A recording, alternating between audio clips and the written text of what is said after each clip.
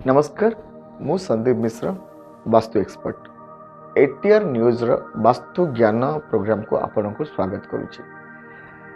आज आम जाना जे घर मुख्य द्वार सामने जदि कौन रोड टी जाइए से रोड रो अपर पार्श्व कौन परिस्थिति रहिले तार दुष्प्रभाव आपण घर भीतर को पड़े यथेष्ट कारण हो पाए।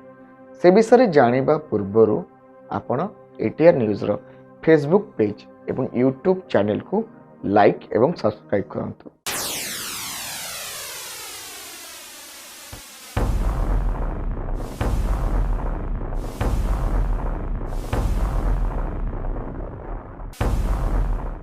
कौनसी क्षेत्र रे जदि घर मुख्य द्वार सामने रोटी जाइथिबा तार अपर पार्श्व कौनसी इलेक्ट्रिक पोल किंबा टेलीफोन पोल किंबा कौनसी गोटे बड़ गछ किंबा मंदिर स्थिति किंबा आपणकर सामने जदि कौन क्षेत्र में ट्रांसफॉर्मर रही जाइए क्षेत्र में साधारणतः घर भीतर को नेगेटिव एनर्जी प्रवेश करें।